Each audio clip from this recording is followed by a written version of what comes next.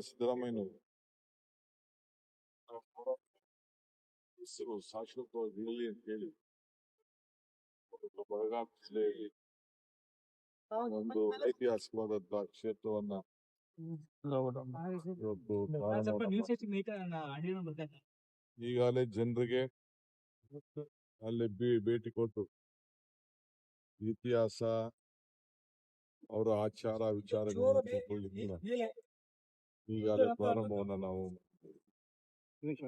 ಬೆಂಗಳೂರು ನಗರದ ಕೇಂದ್ರ ಭಾಗದಲ್ಲಿ ಈ ಗಾಂಧಿನಗರ ವಿಧಾನಸಭಾ ಕ್ಷೇತ್ರದಲ್ಲಿ ನಮ್ಮ ಮುಖಂಡರಾದಂತ ನಮ್ಮ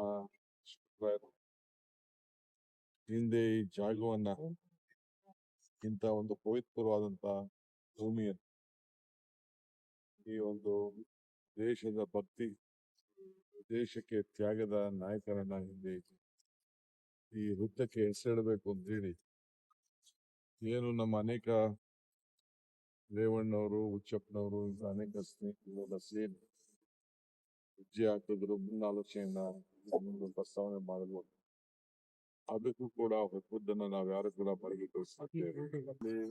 ಅರಣ್ಯ ಪ್ರದೇಶದಲ್ಲಿ ಈ ಘಟನೆ ನಡೆದಿದೆ.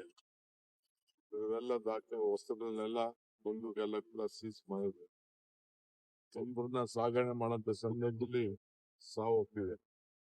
ವ್ಯಕ್ತಿಗಳನ್ನೆಲ್ಲ ವಶಕ್ಕೆ ಇಟ್ಕೊಂಡಿದ್ದಾರೆ. ಆ ಏನು ಒಂದು ಶರೀರಗಳನ್ನು ಕೂಡ ಇವತ್ತು ಪರಿಶೀಲನೆ ಕೂಡ ಎಲ್ಲ ನಡೀತಾ ಇದೆ. ಸೊ ಎಲ್ಲ ನಮ್ಮ ಮ್ಯಾಜಿಸ್ಟ್ರೇಟ್ ಬೇರೆ ಮಾಡುವ ನಂತರ ವ್ಯಕ್ತಿಯ ವಿಚಾರ ರಾಜ್ಯದ ಜನತೆ ಗಮನವನ್ನು